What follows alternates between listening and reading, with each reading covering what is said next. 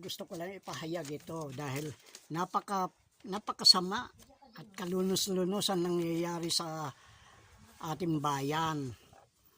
Kaya ang tao ay humihingi na ng saklolo sa kataas-taasan sa Panginoon. Kasi lahat na namumuno dito ay dapat gawin niya ang nararapat kung ano nakakabuti sa kanya, sa mga mamamayan. Ay hindi, ang iniisip nila yung kabutihan ng kanilang bulsa, kapakanan ng kanilang sarili. Kaya napakahirap itong nangyayari sa atin. Ngayon, unahin natin ito. Kasi ito isa sa mga patutuo ko na bakit si Lisa, yung First Lady ninyo,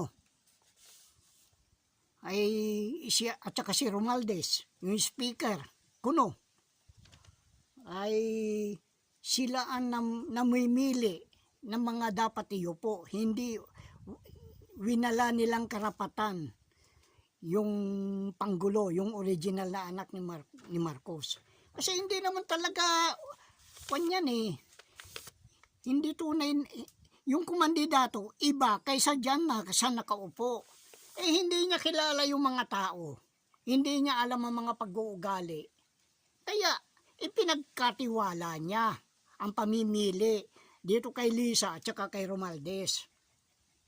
Yan ang mga patutunan noon ko pa sinasabi, pero walang isa man sa media o sa mga vlogger o maski na dyan sa mga kwan na yan, kung sino-sino man dyan, wala ni isa man na nagsabi, hindi yan ang BBM na kumandidato.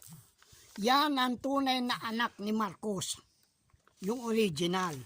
Gaya yan yung nangyari doon sa Goldman Sachs. Yung BBM na yan, yan ang kumandida, yan ang pumapil noon doon sa kwan, doon sa Goldman Sachs.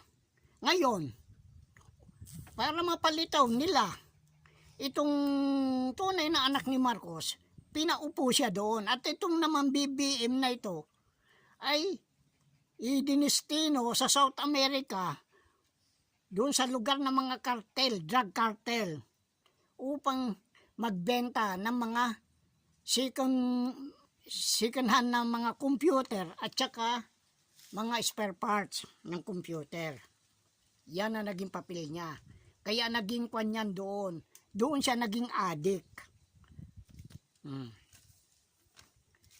At may kaso yan. Sinasabi ko noon pa, may kaso yan sa Hawaii. Kaya nga sabi ni Imelda noon, dahil may pinatay na babae yan ay siguro hindi niya magusto o hindi siya makursunadan ng magandang dalaga. Kaya yun ang nangyari.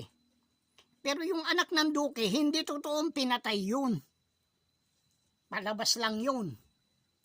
At ang bodyguard niya noon dyan, doon sa Duque na yun, yung pinatay kuno na anak ng Duque, ay yung si Victor Corpus, na naging kwan ng MPA.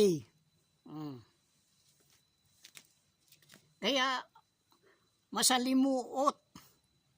Bigla na wala noon yan si Victor Corpus paano siya nakabalik sa military? Inuulit ko lang ang kasaysayan. Ngayon, kung hindi siya ang kumandidato, nasa shadow government tayo. Kaya nagkaroon ng shadow diplomacy. Ni mga senador, senatong, mga congressman, dahil puro mga walang hinahanap yan, kundi yung mga patong tong. Ay hindi rin binabanggit yan. Ako lang na nag-iisa ang nagbabanggit. Wala sila maililihim sa akin. Sabihin ko sa inyong totoo.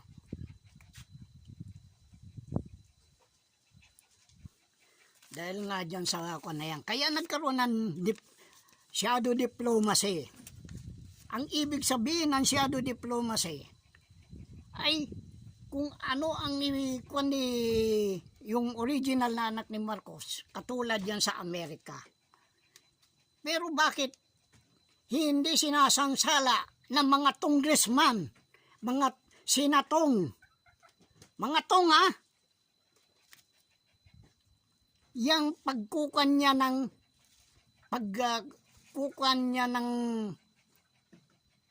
mga EDCA site.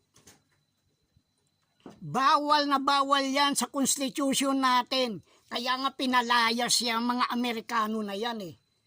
Ngayon ginagawa na naman tayong alipin ng mga Amerikano.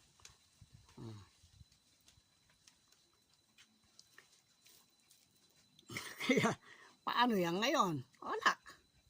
Oh. Kaya sabi ko, ang senador, mga congressman, mga inutil. Oh, inutil kayo. Oh, ultimo Supreme Court, inutil.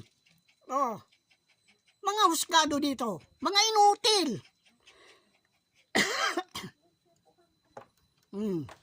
Nakakahiya kayo.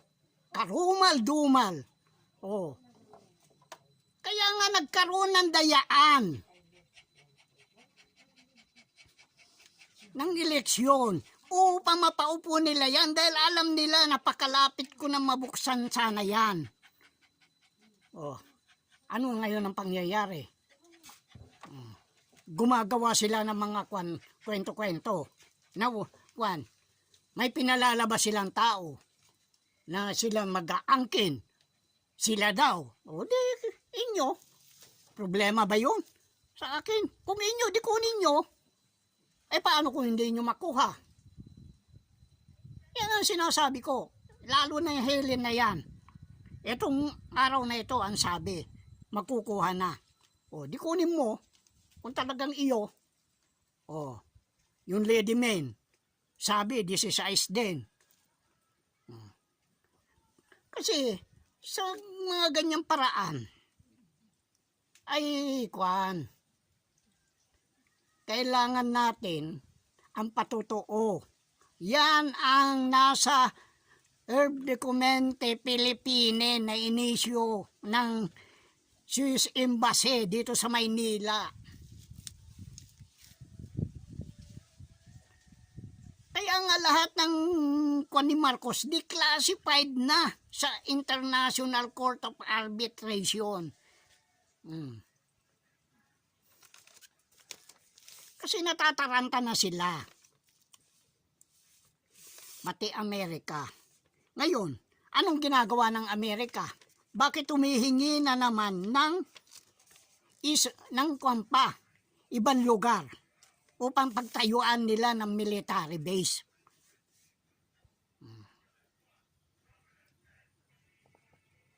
Eh, alipin na tayo. Pagkatapos yung mga nagkukan dyan na pinalabas nila, sasabihin, hindi natin kalaban ng China. Pero binubuli tayo ng China.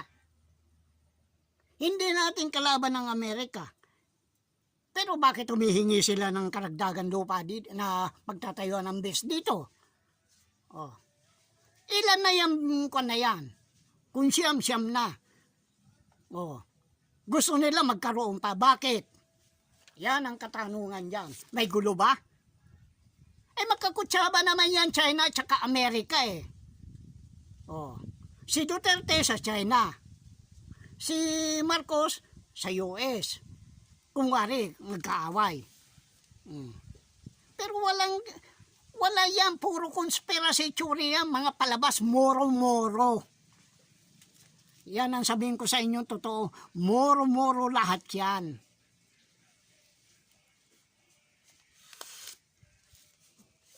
Kaya lahat na namumuno, wala silang inisip, kundi bulsa lang nila. Ang gusto ng mga Duterte at gusto ni Marcos, payamanin na naman ang China at ang Amerika at tayo maging mahirap uli. Eh yan ang hindi ko pinapayagan. Maski na maghirap ako. Kaya ako nandito, Hinanap ko yung mga patutuo ni Satanas. Oh. Ako, suot ko, tignan nyo, butas-butas. Oh. Pero yan, hindi ko inaangkin yan. Sinasabi ko. Pero, hindi. Lahat ng mahirap ay mabibiyayaan. Kung sino lang ang matira. Kaya nga sinasabi ko, ituwid ang sarili.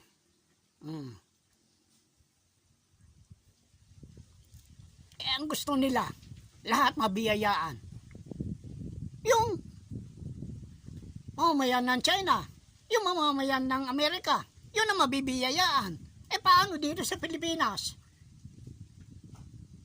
Pag-aari ng mahirap yan, hindi naman pag-aari ni kung sino yan, yung putang inang Marcos na yan. Kupal niyan. Oh.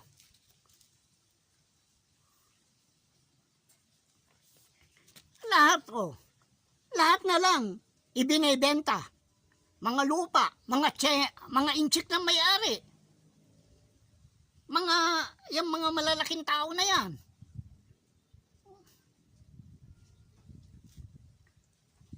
Yung Amerika naman, tatayo ng mga base dito. Bakit kailangan? Anong kailangan nilang pagtayo? May gulo ba?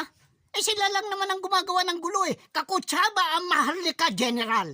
At ang Maharlika General, lahat ng ng Maharlika General, kasapi, Iglesia ni Cristo.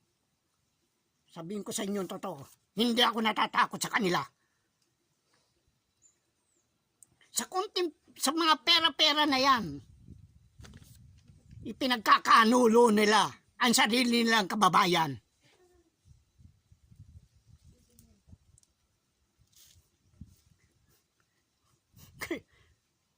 Kaya nga sabi ko, kung matapang kayo, di gawin nyo.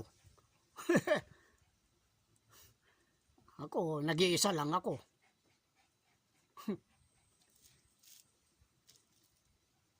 Ayaw kong mga kasama ko, madamay. Hindi ko kayo urungan. Maski na magsanib na Amerika at China, hindi ko kayo urungan. Mga putang ina nyo. Bullshit ka, Biden. Piao siping. Oh.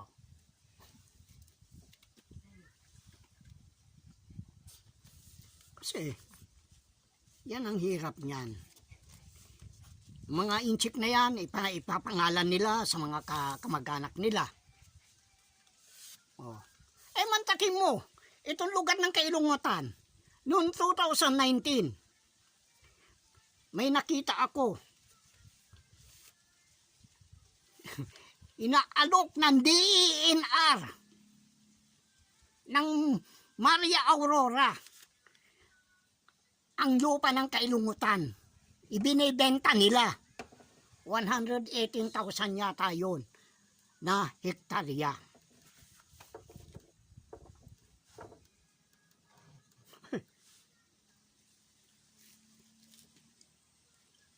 Nagkabangga din kami ni Kwan, pero hindi niya ako sinagot. Dinamay ko siya. Yung dating senador, Angara. Kilala niya ako. Ang sabi nga niya sa akin, patago-tago ka. Sabi ko, hindi. Namasyal lang ako dito doon sa mga kaibigan ko. Kanya. Nahalata ng mga kakilala ko. Parang kaswal yung pag-uusap namin. Pero kami lang dalawa, malayo. Sabi nila, kilala ko daw. Kilala daw pala ako ni Angara. Hindi, kako. Hindi ko inamin. Pero yan napabalita.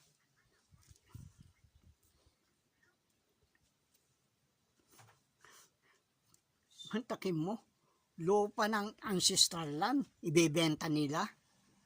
Oh. Ngayon, yung kasama ko, kinakanyaw. Alam naman ninyo ang kanyaw ng mga igorot. Matindi yan. Pero may nangyari ba? Yan ang sinasabi ko. lahat yan babalik sa kanila. Makita lang yung halaman mo, hindi nalalaki ang halaman mo. Sa lugar nila, pumitas ka lang ng isang bayabas, maski na nasa labas ng kalsada, ay nasa labas ng kanilang sinasakupan. Pag kumain ka, may tama ka. Ganyan katindi ang mga igorot na naparito dito sa Aurora. Ay kinuha ko lahat ng mga kapangyarihan. Kaya nga tinatawanan ako, namumulot ng basura. Eh, hindi nila alam. Paano ka matatawag na spiritual wonder boy kung wala kang wonder na nagawa?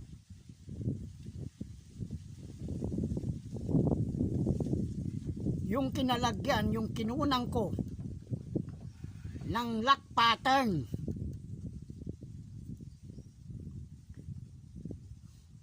pinahukay ko dun sa kasama ko. Hukayin mo lang yan, kako. Nakita nila lock pattern, letter N. Nandoon din nakakabit yung malaking bato. Bato ungo, bato ara. Yun ang batong katitisuran. Yun ang batong pambuwal. Iisang bato yun.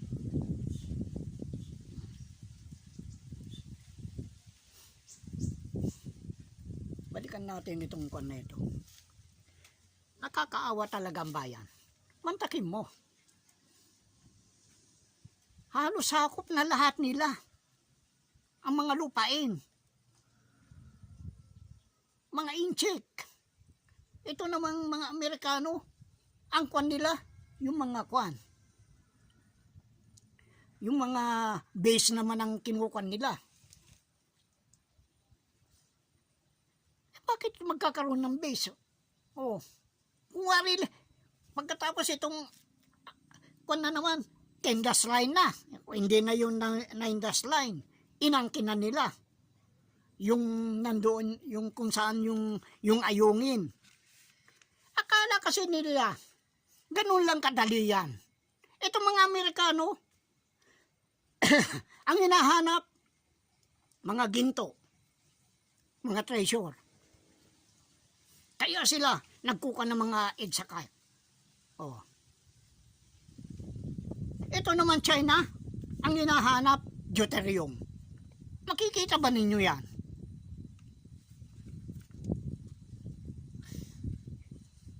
Kailanman hindi ninyo makikita yung mga yan. Ang totoo niyan, wala nang ginto sa UBS. Naibalik na lahat dito.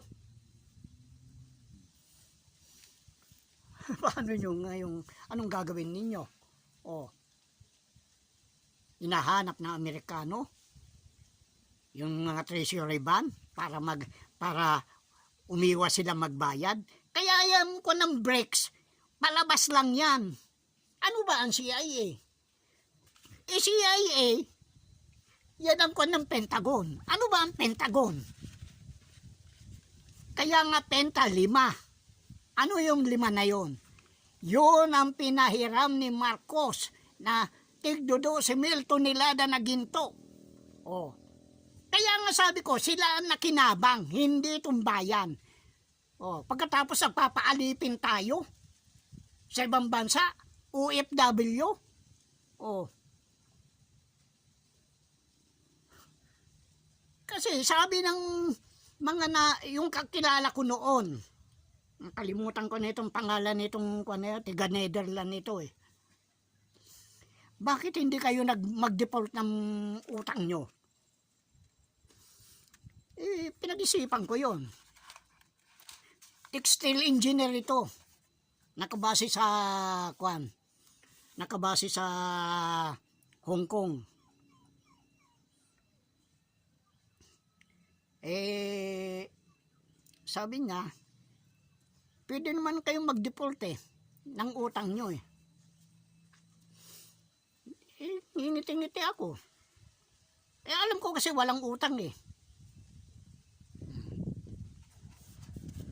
Ngayon, nung sinabi kong walang utang ang Pilipinas, eh bakit naka-record? Ang sabi ko, mga bansa may utang sa Pilipinas, pero ang Pilipinas walang utang. Dinatawa siya sa akin.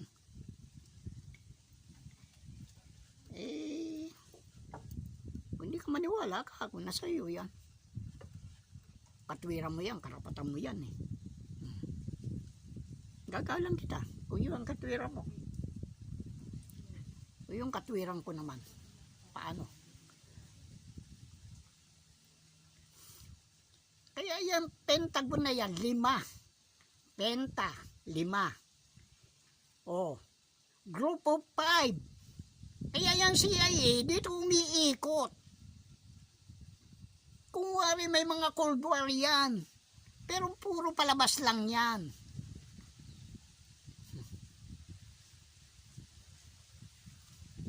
Kasi ayaw nilang malaman yung katotohanan. Kaya galit sa akin. Katulad yung sa 44. Oh, ano nangyari? Oh, hindi ba katakapang? Oh, ikaw, Purisima. Oh, naging floating ka na noon. Bakit nakapag-order ka pa? Bakit? Kasi, yung nakuha ni Nakori doon sa Napindan Floodway, 550 tonelada. Yan sana ang panimulang gagamitin.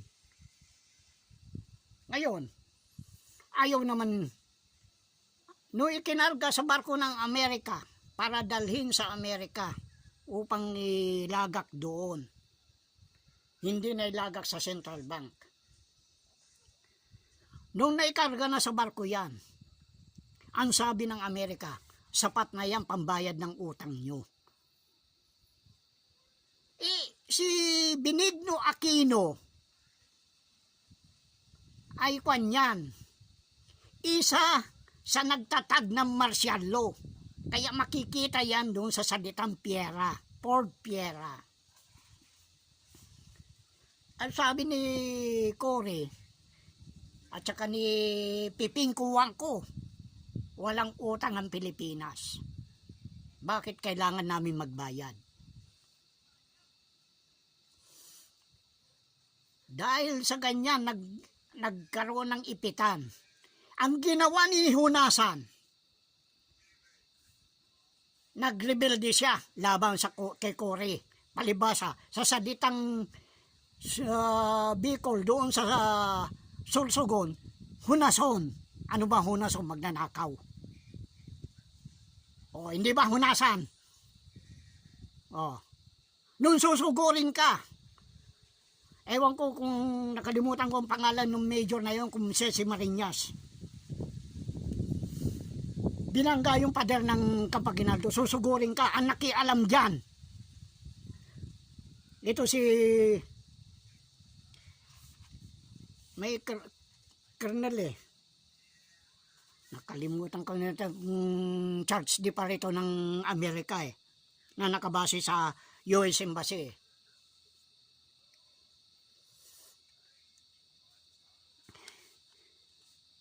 Colonel Rafael,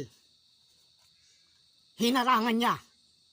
Sabi niya, huwag niyong susugurin si Hunasan. Hindi pwede, pinaglaban ni Marinas, sino ka? Ngayon, ang sabi niya, pwede bang kausapin si Ramos? Kinausap si Ramos, pinaurong niya si Marinas.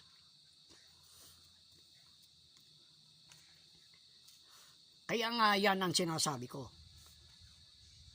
Linalaro tayo ng Amerikano, linalaro tayo ng China sa pamamagitan ni Duterte at saka ni Marcos. Mga putang ina mga yan.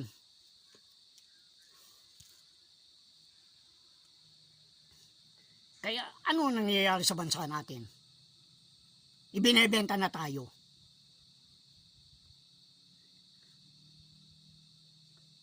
Oh, panay ang drilling nila, panay ang boring nila dito, hinahanap nila yung ni Dulay. Wala, sabi ko nga eh. Walang sinabi si Marcos kay Dulay na lugar kung saan nakabaon. Basta ang sabi niya, bantayan mo dyan.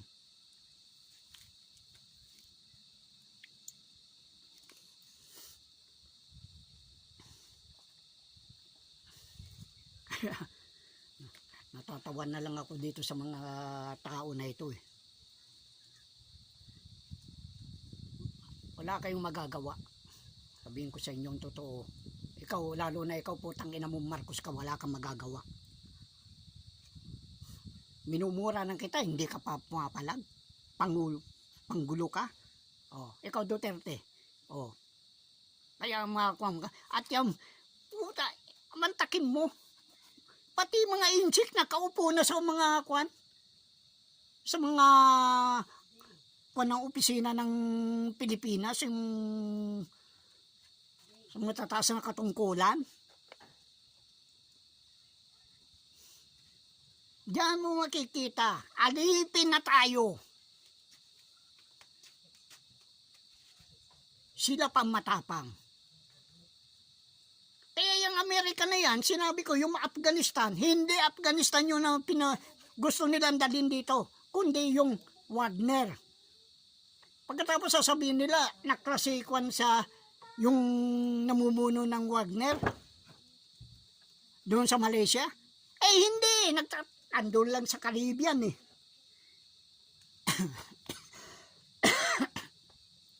Maging si Bin Laden, nasa Mindanao lang yan. Tignan mo yung mga dumarating na mga produkto doon sa Saudi, doon sa Middle East. Lalo na yung mga saging. Anong sabi? Ano nakalagay sa karton? Bin Laden Group of Companies. Kaya nga, naibenta na ang Pilipinas. Meron pang konti-konti natitira. Balak pa rin bilhin ng mga incheck para sila na dito.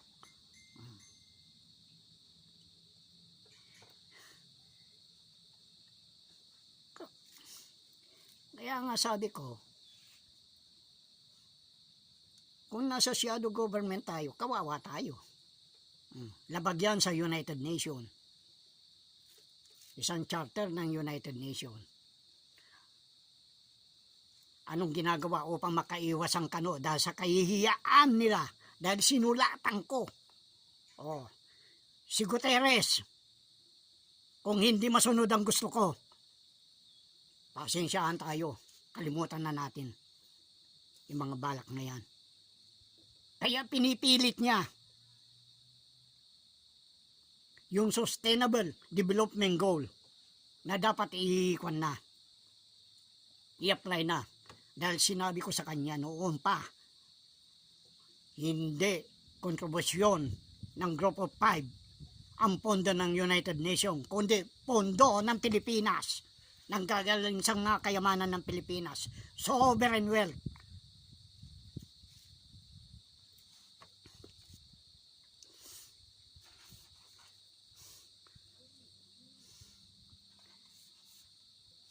Pagkatapos, magkukuan sila dito, nag-iimbita sila ng mga investor dito. 100% ang pakinabang lang ng kung ano yung tax lang. Aba, lupa natin ito. Bakit walang pakinabang ang bayan natin? Hindi dapat galawin niya, may pera tayo. Hindi dapat mamuhunan ng mga dayuhan dito. Yan si Marcos at saka yung putang ng Duterte na yan. Ang putang mga animal na yan. Ang may gusto niyan. Yung mga putang ng mga namumuno na. Pati Supreme Court. Bakit tahimik ang Supreme Court? Bakit Senado ang nagkukuha ng mga investigasyon? Oh, bakit ang nagkukuha dyan? Sinatong ang nagkukuha ngayon dyan. Ang nagkukuha ng mga hustisya. Bakit walang kibuon Supreme Court? Putang ina nyo, natapalang kayo ng pera. Ang kakapal ng mukha nyo.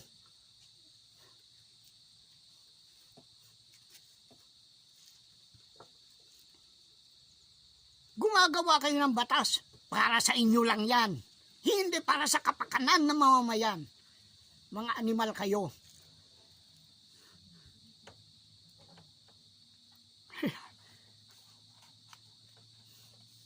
Galit kayo sa akin? Oh.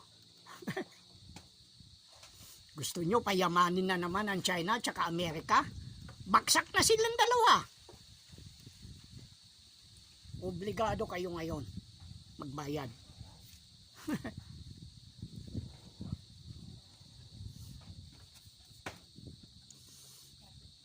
Para maka-exit na maganda, kung wari, kakausapin yung mga climate change activists. Oh, ganyan ang senaryo nyo. Kung wari, para maka-exit kayo na maganda. O, titigil.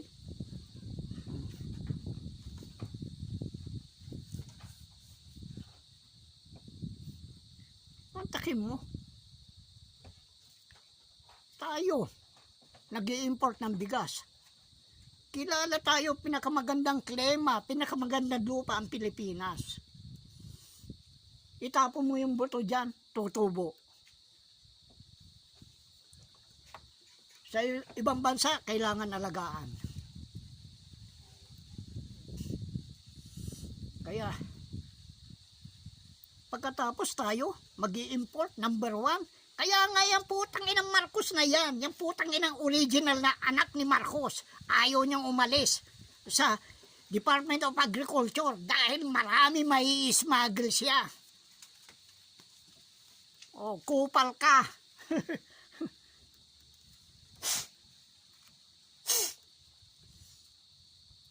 O, hindi ba totoo? Wala ka naman alam. Hindi ka naman umuupo sa mga meeting niyan, mga board meeting. Gago.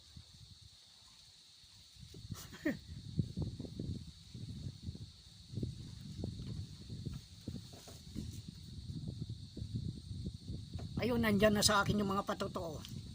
Nasa akin ang kopya ng litrato. Obligado na silang magbayad. Ipipresenta ko na lang yan. Alam ko pupunta sila dito. Hahanapin na ako.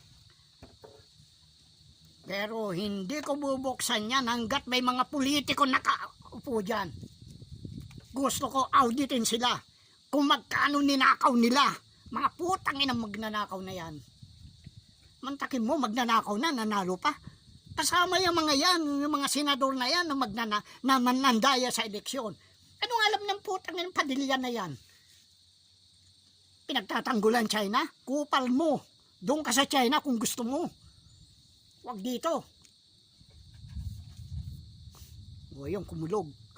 Nagalit.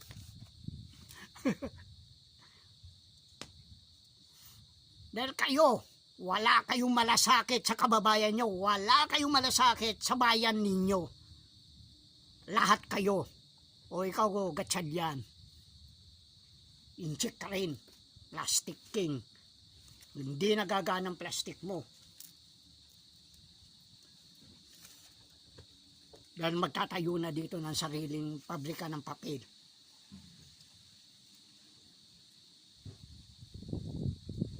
Kaya nga sinasabi ko, yung Marcos na yan, ang nagpapatay, hindi ba Rimulya?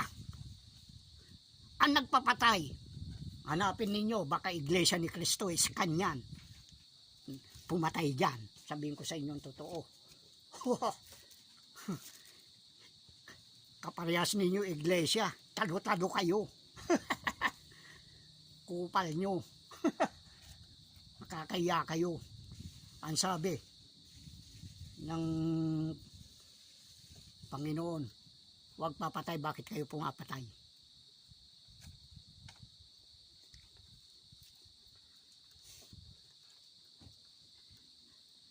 Naawa ko sa bayan natin.